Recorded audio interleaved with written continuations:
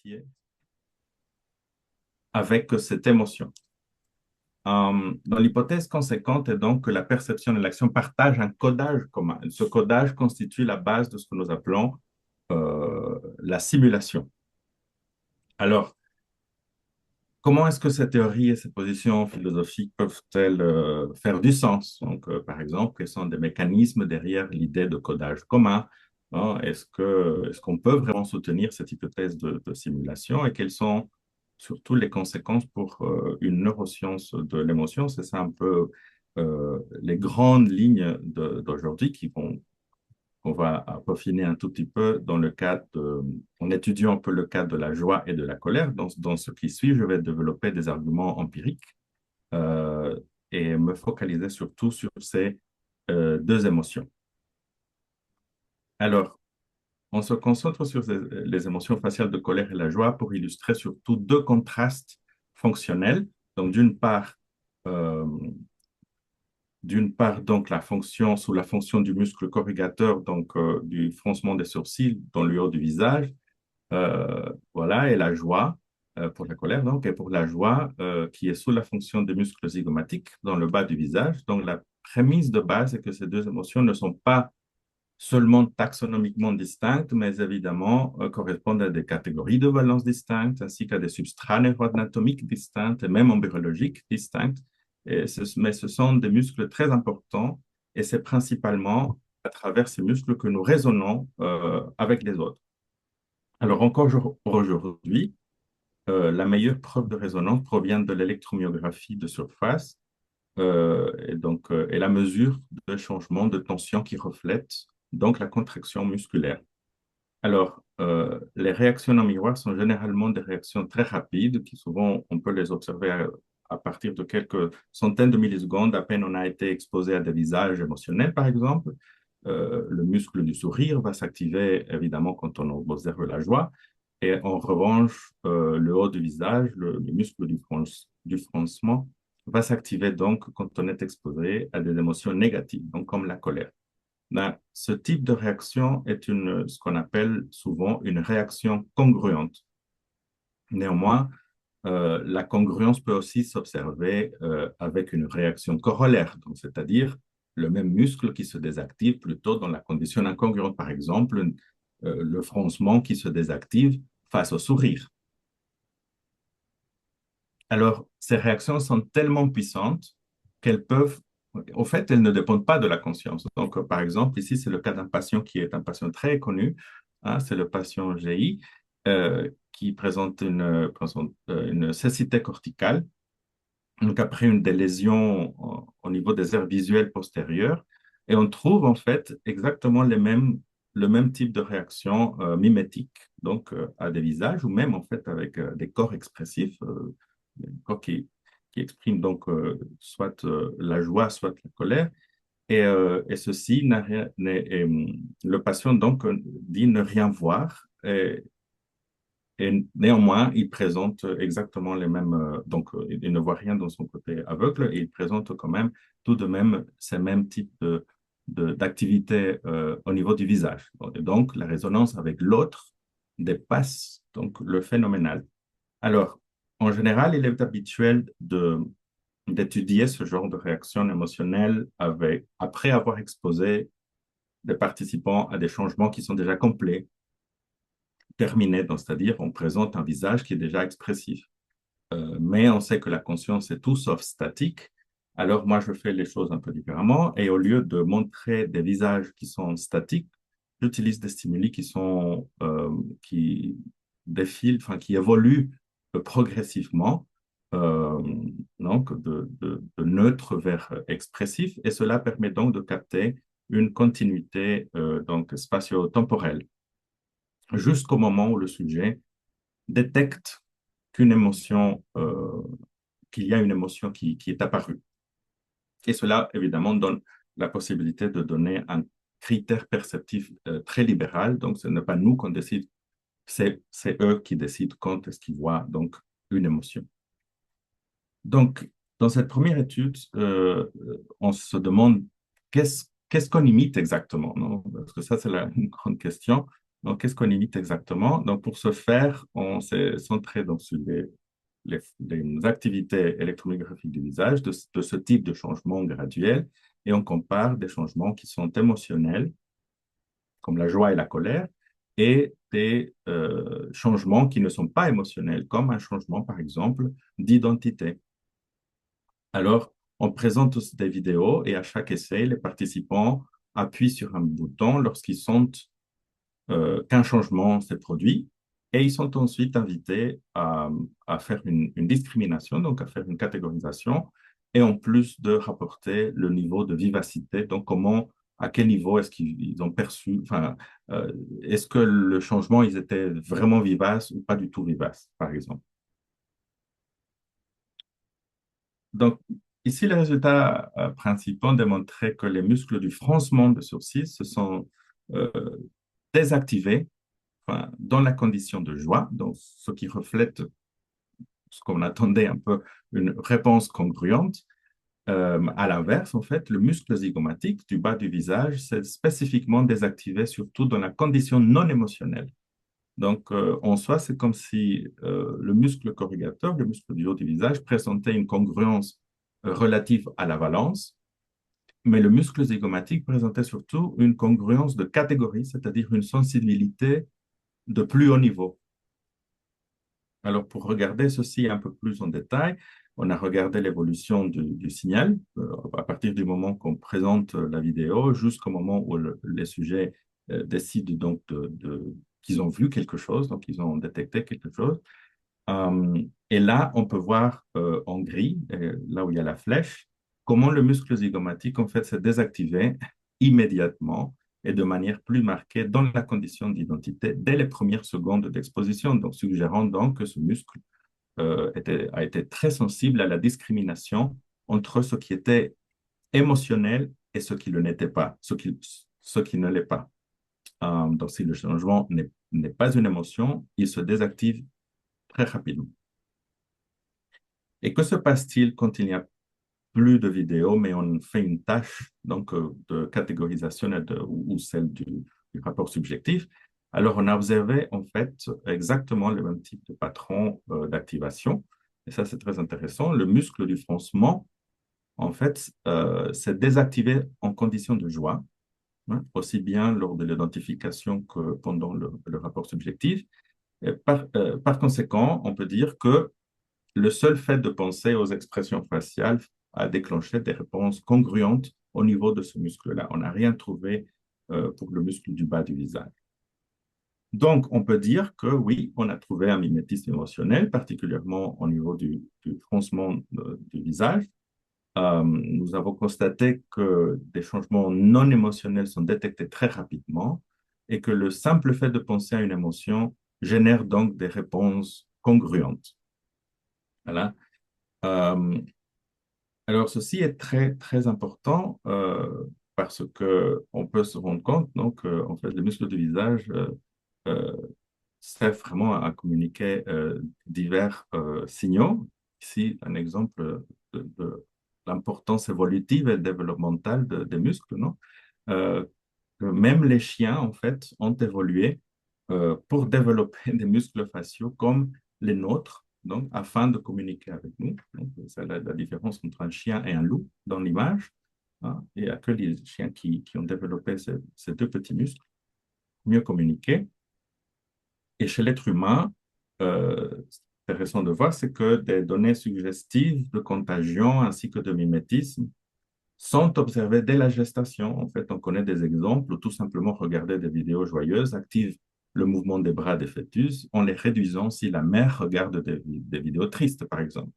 On sait les observer, par exemple, on sait observer des expressions faciales stéréotypées dès la 24e semaine et des comportements mimétiques dès la 25e semaine. Et ça, c'est intéressant. Par exemple, une étude qui démontre euh, des réponses congruentes si la maman ouvre la bouche pour chanter une chanson de crèche, donc un stimulus à caractère affectif.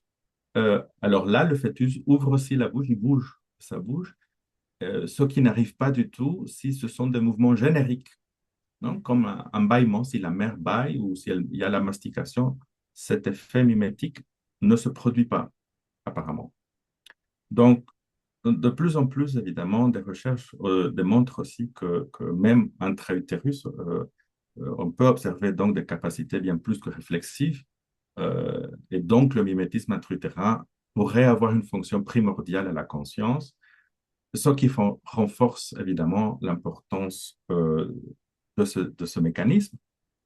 Et il ne faut évidemment pas oublier qu'on vient au monde en cohabitation et donc en rapport à l'autre qui est standard. Alors, mais que se passe-t-il si on ne peut pas exprimer une émotion? Donc, euh, une manière directe et causale de déterminer ceci, c'est grâce à la paralysie faciale. Donc, si observer une expression enclenche son imitation, alors bloquer l'imitation devrait donc impacter la perception des émotions. C'est ce qu'on appelle l'hypothèse de simulation inverse. Ici, le Botox, dont la toxine la plus puissante qu'il y a, empêche la contraction musculaire en bloquant la libération d'acétylcholine. Et il s'ensuit une altération donc de la communication entre le corps et le système nerveux. Et c'est ce qu'on a testé dans notre deuxième étude.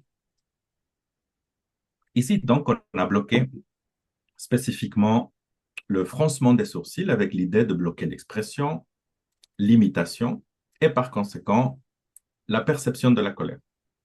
On a tenté de comprendre aussi l'étendue des effets en introduisant des mesures euh, plus métacognitives, on va dire. C'est la métacognition, donc la cognition de la cognition, ce qui joue un rôle dans la façon dont nous évaluons nos événements passés, les événements futurs, on anticipe, non? On évalue les résultats et puis aussi cela nous permet d'ajuster notre comportement. Et pour ce faire, on a introduit les jugements de confiance avec l'idée de voir si affecter donc la mimique pourrait donc ne pas seulement affecter la perception, mais pourrait affecter euh, de- donc des traitements de plus haut niveau.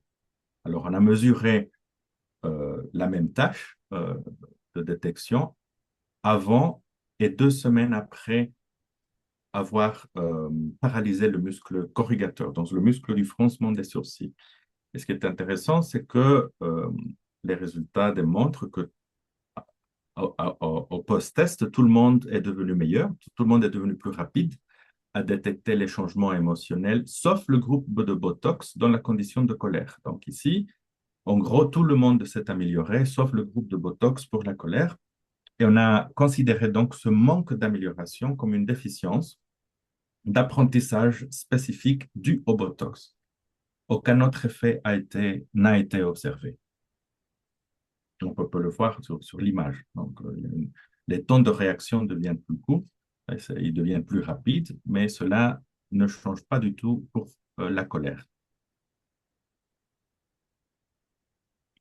Donc ici, le message est que la paralysie a altéré la perception de la colère, comme on peut le voir. Donc, par conséquent, la perception de la colère implique une rétroaction somatosensorielle qui est spécifique, sans doute via des réafférences, hein, parce qu'il y a eu cette communication qui a été coupée. Et donc, c'est comme si la paralysie des sourcils avait créé une sorte de, c'est ce que moi j'ai interprété, c'est une sorte de cécité émotionnelle puisque les décisions perceptives se sont vues affectées. Mais que savons-nous de plus sur cette paralysie par exemple, certains résultats démontrent que paralyser le froncement des sourcils a des conséquences au niveau du langage, euh, tout comme au niveau même des attributions de théorie de l'esprit. Donc, par exemple, les sujets lisent moins vite des phrases à caractère négatif, comme par exemple dire je me suis fait virer ce matin, ou bien cela peut affecter aussi des performances en test d'empathie. Si toutefois c'est au niveau des muscles orbiculaires, donc c'est-à-dire ici, qu'on appelle les pattes de doigts, donc, dans du haut du visage qui sont paralysés, on observe quelques études ont observé une réduction d'intensité générale, émotionnelle, et aussi récemment une réduction du plaisir sexuel et de la satisfaction de l'orgasme. Euh, donc, il faut néanmoins souligner les avantages. Et par exemple, c'est très connu, la paralysie du froncement euh, dans la prise en charge de la migraine, très efficace. Et il y a aussi de plus en plus des essais cliniques à grande échelle sur son utilisation pour la prise en charge de la dépression majeure. Et ces effets sont notamment possibles via des voies qu'on appelle donc des trigéminaux lambiques, mais aussi même grâce au nerf facial lui-même.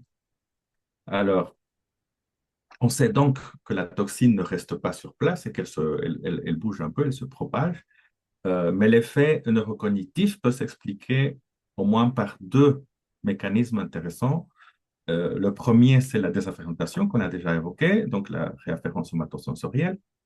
Et le deuxième mécanisme, c'est la rupture des associations. Et ça, ici, où ça vient intéressant, c'est la rupture des associations, c'est-à-dire donc apprentissage entre le muscle du froncement, par exemple, et le système limbique lors de la perception ou l'imitation de la colère. Dans l'image de gauche, on observe l'activité de l'amygdale au moment, on demande aux participants d'imiter, donc volontairement, et on regarde l'amygdale donc avant la paralysie, au moment même de la paralysie, dans quelques minutes, et quelques mois après la paralysie, et ce qu'on regarde, c'est que la réponse de l'amygdale, elle diminue au moment de la paralysie, mais elle revient à son niveau de base une fois que les effets du Botox ont disparu, ce qui indique donc une plasticité. Donc plus récemment, à droite, on regarde en fait la simple exposition à la joie ou la colère, et on voit en fait que la paralysie entraîne une hausse de l'activité amygdalienne, mais non seulement de l'amygdale, mais aussi du gyrus fusiforme au niveau de l'air de visage. Donc, ce qui indique que ce n'est pas juste des aires émotionnels qui sont modulés, mais aussi les aires liées aux représentations de visage. Ce qui démontre donc une causalité entre production donc, et perception, et surtout un lien associatif, une plasticité, un apprentissage. Mais alors, que se passe-t-il donc à l'intérieur pendant ces tâches? Donc, que peut-on voir au niveau, euh, disons, cérébral? Alors, la littérature de l'imagerie fonctionnelle démontre donc un réseau partagé entre la perception et l'action. Donc, simplement observer des expressions ou décider si c'est une expression masculine ou féminine ou imiter activement le visage d'autres personnes, tous partagent le même type de réseau, un réseau similaire, avec la différence de l'ampleur de l'activation. Donc, les activations deviennent beaucoup plus grandes lorsqu'on imite quelqu'un d'autre, lorsqu'on imite une expression émotionnelle. Alors ici, on a utilisé le paradigme de- des changements graduels avec la neuroimagerie pour complémenter évidemment ce qu'on avait vu au niveau électromyographique. Et ici, encore une fois, les participants suivent la même tâche, mais cette fois-ci, on introduit un contrôle différent. Donc, au lieu d'introduire un contrôle d'identité, on a introduit un contrôle encore plus similaire, le plus similaire possible, mais ne différent que par des caractéristiques de bas niveau. Donc ici, le changement contrôle constitue un changement de texture du visage, simplement. Alors, il s'agit d'un stimulus tellement similaire que toute différence devrait uniquement pouvoir s'expliquer par la nature du changement. Et c'est ce qu'on a regardé. Donc, on a contrasté le moment de la détection, de le moment où ils disent voir l'émotion, avec un temps antérieur, pendant qu'ils sont encore en train d'observer le changement.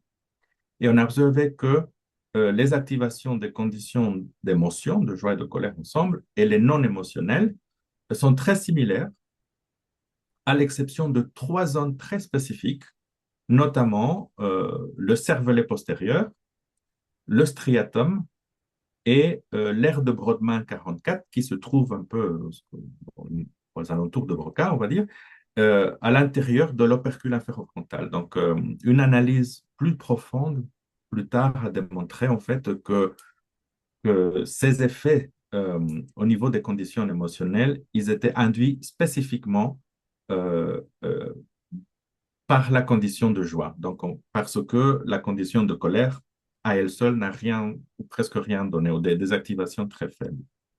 Donc, ces résultats étaient tout à fait conformes avec l'idée de simulation. Donc, d'une part, l'air 44, une zone connue pour refléter des propriétés miroirs, donc, c'est-à-dire qui s'activent simultanément à l'exécution et à la perception.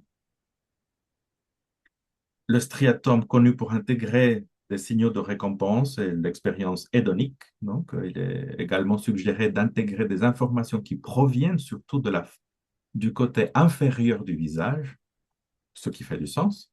Donc, et en plus, le striatum est aussi connu pour être lié à des vocalisations semblant à des rires chez le rat lorsqu'il est chatouillé. C'est ce que Panksepp avait trouvé. Euh, enfin, on avait trouvé le cervelet postérieur qui généralement est associé au contrôle moteur, mais moi je considère qu'il est plus exact de l'associer à l'action en général, puisque bon, les actes mentaux sont aussi des actions. Et donc, les données récentes soutiennent aussi son implication dans les séquences sociales, la métrique de la pensée, des schémas émotionnels et ainsi que des modèles d'action. Donc, et ceci était aussi conforme à des résultats que j'ai pu moi-même observer chez des patients cérébelleux ayant des altérations de la perception des visages de joie pendant le même tâche. Donc, ici, le message est que les visages de joie particulièrement suscitent des activations au sein d'un ensemble restreint impliqué dans les mécanismes miroirs, la récompense et la prédiction, euh, des éléments donc qui satisfont des caractéristiques de l'hypothèse de re-représentation et donc de la simulation. Maintenant qu'on a vu la neuroimagerie, on peut regarder la perturbation donc, de cette neuroimagerie. Euh, et donc, avec le Botox, on avait perturbé le système nerveux périphérique. Et dans ce qui suit, pour regarder un peu jusqu'où est-ce que cela pouvait affecter, dans ce qui suit, on prend le chemin inverse et on va du haut en bas en perturbant le système nerveux central afin donc de mieux comprendre ces mécanismes de cognition incarnée et donc ces effets sur la embodiment. Donc pour ce faire, j'ai utilisé la stimulation magnétique transcrânienne qui permet donc de moduler l'activité de neurones cortiqueux, soit inhibés, soit stimulés. Nous, on s'est intéressé à inhiber. Et on applique donc cette technique et qui permet d'arrêter l'activité neuronale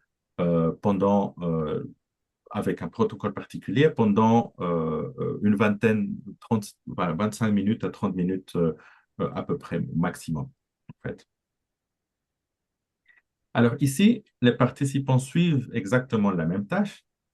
Et j'ai introduit une nouvelle modalité dans laquelle les vidéos en fait sont inversées pour évaluer le moment où les participants décident qu'un visage est devenu neutre. Donc, pour la stimulation, euh, euh, les participants sont distribués soit dans un groupe TMS, soit dans un groupe placebo, une sham, ou soit un groupe no TMS, donc où il n'y a rien. Donc, c'est juste test et post-test sans rien, mais testé dans exactement le même environnement. On choisit le cortex préfrontal antérieur, la zone BA10 de Brodmann, bilatéralement, qui est une zone considérée dans l'introspection, dans la métacognition. Et donc, en fait, c'est un peu l'idée euh, inverse du Botox, hein. Et donc, on a testé des participants juste avant et immédiatement après l'inhibition corticale.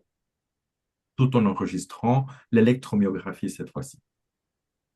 Alors, qu'est-ce qu'on a trouvé? Et surprise, donc tout le monde est devenu plus rapide en détectant les visages de joie, sauf le groupe TMS. Donc, l'inhibition de cortex préfrontal a empêché les participants de détecter plus rapidement les changements de joie quand ils apparaissent, ce qui est exactement le même résultat qu'on a trouvé au Botox, mais avec l'émotion de joie. Avec le Botox, c'était la colère. En revanche, dans la modalité inversée, donc on a trouvé que lorsque l'émotion disparaît, les participants de TMS, en fait, ils continuaient à regarder l'émotion de colère. Donc, c'est-à-dire que ils appuyaient, ils prenaient plus de temps euh, pour décider que la vidéo était devenue neutre. Donc, ceci est un effet que je considère similaire à l'hystérésis, que j'appelle en fait hystérésis perceptive émotionnelle. Donc, la représentation de colère persiste. Enfin, les seuls résultats significatifs observés concernant l'électromyographie étaient liés au muscle zygomatique dans le bas du visage. Et très intéressant parce que ces résultats ont en fait confirmé les résultats comportementaux dont l'activation du muscle zygomatique a été réduite, mais uniquement en conditions de joie, donc c'est-à-dire qu'il y a eu une réduction de la congruence. Par conséquent, les participants perçoivent moins les visages de joie et ils les imitent moins. Ils imitent moins les visages de joie. Euh, on a aussi observé au niveau du groupe placebo, mais ça c'est une augmentation de l'activité de ce même muscle en conditions incongruentes.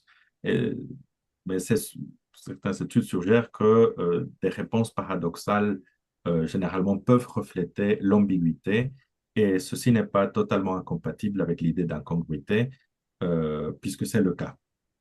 Alors voilà, donc en fait, une réduction spécifique en tout cas de la mimique, de la joie. Donc en d'autres termes, les réponses incarnées dépendent causalement de l'air préfrontal, donc les signaux positifs, on va dire, en fait plutôt appétitifs, ont été affectés et cela suggère donc une modulation des voies de récompense euh, telles que ceux qui sont instanciés par le striatum que nous avons trouvé précédemment. On a constaté aussi perturbation des réponses mimétiques. Donc, cela suggère une modulation de la fonction de simulation, donc telle que mise en œuvre par l'R44, par exemple, le cervelet postérieur. Et malheureusement, on n'a pas trouvé des effets au niveau de la métacognition, probablement une raison d'insensibilité de la mesure, puisque les stimuli deviennent évidents à un moment, donc les vidéos deviennent évidentes. Donc, il est difficile de ne pas avoir des certitudes qui plafonnent. Donc, au travers de ces différentes études, on a constaté que le mimétisme se produit, donc même quand on y pense juste au visage. Le haut et le bas du visage reflètent des caractéristiques distinctes des émotions de joie et de colère, enfin, des caractéristiques distinctes, pardon, des stimuli émotionnels, notamment une malléabilité euh, de ce que l'on considère comme valence, mais aussi la distinction de ce qui est émotionnel et ce qui ne l'est pas, avec comme priorité ce qui est émotionnel. La perception de la joie active un réseau restreint en accord avec l'idée de simulation. La perception et la mimique des sourires dépend causalement de l'air préfrontal. Ne pas mieux percevoir la joie s'accompagne par une réduction de son imitation, mais aussi, ça c'est intéressant, aussi d'un effet asymétrique dans lequel on percevait plus longtemps la colère sans pour autant affecter l'expressivité de celle-ci. Donc, en revanche, directement paralyser l'expression de colère réduit sa perception, mais n'affecte pas du tout la perception de la joie, ce que moi je considère une dissociation. Alors, ces résultats donc mettent en évidence des programmes d'expression et surtout de rapport à l'autre, regarder au travers l'évolution. Et la grande question est donc de comprendre le fonctionnement. Qu'est-ce que cela reflète? Qu'est-ce que tout ça reflète? Donc, certes, on a tendance à catégoriser tout autour de l'idée de valence, mais si on regarde plus en détail, la distinction est un peu plus nuancée parce que, bon, on a pu distinguer, par exemple, un système interne subpersonnel au niveau central auquel je réserve le terme de simulation, causalement lié aux émotions de joie et aux stimuli appétitifs. Et je distingue un système, une interface d'émulation en périphérique, euh, particulièrement informative sur la colère, dans le cas en tout cas de nos expériences. Et un niveau donc, qui est lié à la dissipation des affects et un autre niveau qui est plutôt contenu et qui mobilise le soi. Alors moi, j'argumente que ces systèmes sont asymétriques et complémentaires en fonction des priorités de chaque système. Donc je formule, grâce à tout ceci, l'hypothèse d'un système dissipatif. La colère a besoin d'être exprimée, d'être extériorisée. Euh, dans le cas de la joie, en revanche, mais plus largement, je pense, dans ce que les affects appétitifs, enfin, dans ce qui est appétitif, dans ceci semble contenu et particulièrement disponible à la simulation, ce qui a été le cas. Et donc, en soi, on pourrait évidemment aussi se demander pourquoi devrait-on de toute façon simuler ce qui n'est pas appétitif, hein. Sans doute une limite du Einfühlung. Cette asymétrie reflète aussi une flexibilité du système, une malléabilité de traitement de l'information affective, sans doute au travers de l'apprentissage. Et moi, j'aimerais la comparer un peu à comment les horloges marchent. Donc, tout peut nous servir un peu à déterminer le temps. Euh, Quand la température de notre café descend, on sait que le temps a passé. Quand les rides arrivent, on sait que le temps a passé. Quand on a trop gardé une émotion et qui nous fait souvent, et qui nous fait souffrir, donc on doit la dissiper, l'exprimer. Euh, donc, en effet, la fonction dissipative d'un système, donc élève un peu son entropie, non, et ceci est requis pour amorcer une action. Donc, tout comme se passe avec les horloges, où effectivement la dissipation de l'énergie fait avancer les aiguilles. Alors, on peut imaginer que cette dissociation de ces deux systèmes reflète le fait que le périphérique est une interface exclusive à la colère, qui par ailleurs est possiblement médiée par des systèmes rapides comme l'amygdale, ce pourquoi peut-être on n'a pas capté à l'IRM, et que la joie, en tout cas dans nos paradigmes, et que la joie fait son tic-tac de manière plus interne, à un rythme privé, contenu, et médié par une simulation lente où le cortex préfrontal est clé. Alors, mais ces deux systèmes ne semblent pas marcher de manière indépendante, euh, puisque, comme on a vu avec les études de lésions, Botox ou TMS, on a vu des effets de causalité. La colère peut être affectée si la joie est touchée, mais pas l'inverse. Alors, la joie semble avoir un rôle pivot, je pense, que la colère n'a pas. Et il est donc certain que leur relation ne saurait pas se réduire à ce qui est positif ou négatif. Merci beaucoup. Parfait, totalement parfait. Un timing parfait, Luis. Merci beaucoup. C'était. Désolé, je Ouais. l'avais préparé pour 40, mais tu m'as dit 30. Alors. Non, mais c'est parfait, c'est parfait. Extrêmement dense, extrêmement riche. Il faut s'accrocher. J'espère qu'on aura un peu de temps pour discuter, mais nous allons maintenant enchaîner avec la présentation de la docteure Marine Mutis, docteur en psychologie clinique.